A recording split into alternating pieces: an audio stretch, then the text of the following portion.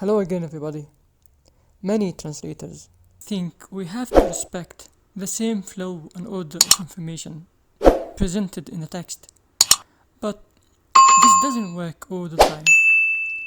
Order of phrases or sentences may differ from one language to another.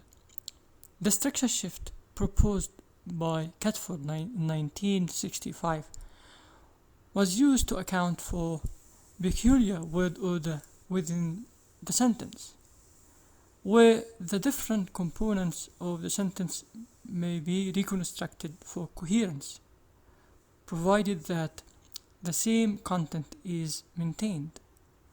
The same procedure could be employed to text structure. In this respect, coherence is achieved by maintaining relation and connection between phrases, clauses, and sentences, bearing in mind the sequential and logical relation of each sentence within the paragraph or the text in general.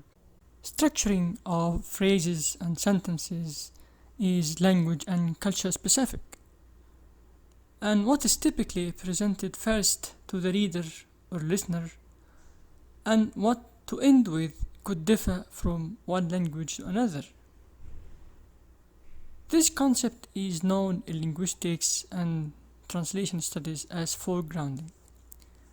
Halliday referred to foregrounding as the phenomenon of linguistic highlighting whereby some features of the language of a text stand out in some way. In the field of translation, Baker discussed the linear arrangement of the text to maintain information flow. In Arabic, we cannot start a sentence with a pronoun that precedes its co-referential noun. However, the fronting of referential pronouns is commonly used today, following the English style. Sometimes, we front an element to draw the attention of the reader and avoid tedious repetition. This also could be an interesting technique in Arabic, unless we front an element that should be pre-modified, like pronouns. For instance, answering the questions of the reporters, the president said, ردا على أسئلة المراسلين قال الرئيس ردا أو في رده. So we fronted the agent to the beginning of the sentence, unlike in English.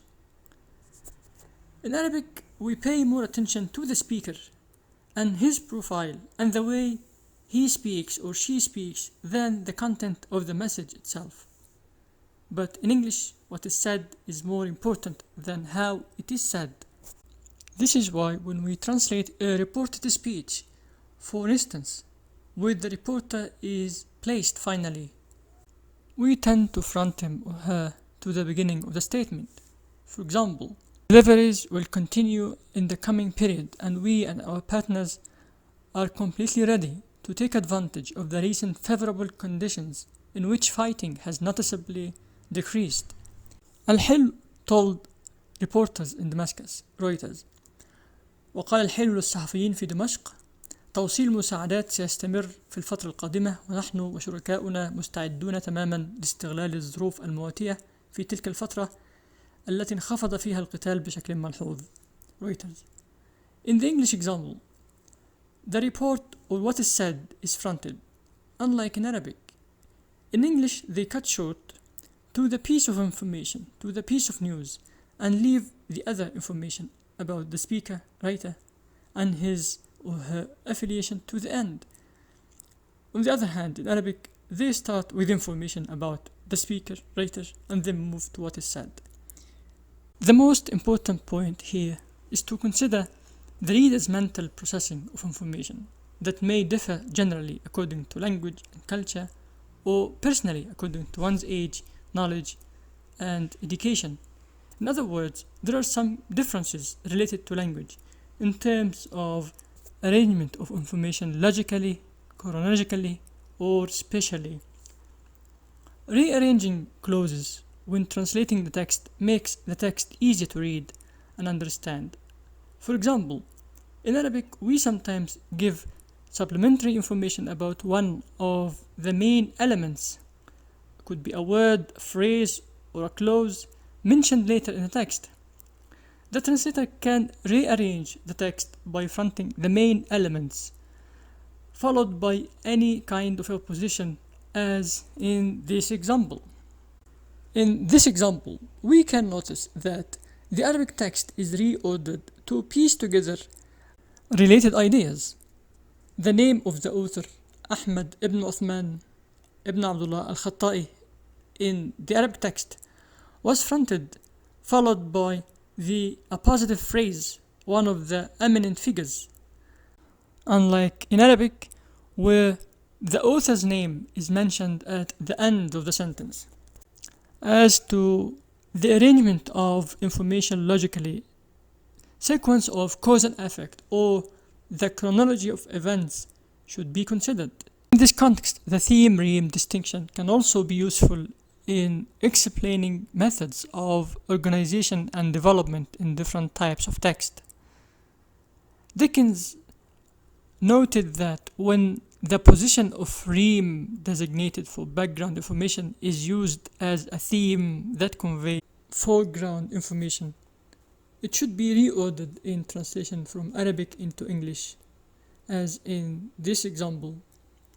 فتعالت ضحكات البنات بينما انفجر غضب فواز فكف عن السير واستدار ووقف منفرج القدمين وواجه الفتيات الأربع بعينين حانقتين.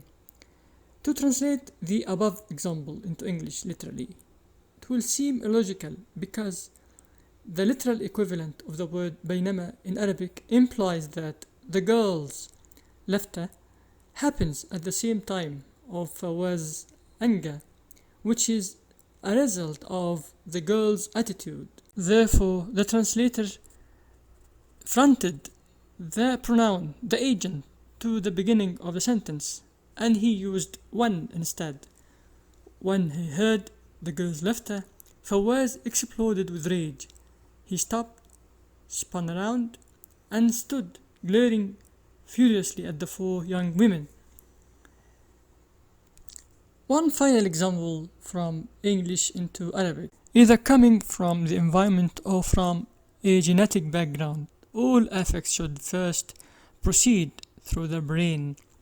With the use of recently developed scientific tools such as positron emission tomography or functional magnetic resonance imaging, our understanding about the brain has substantially improved through monitoring developmental changes in the brain.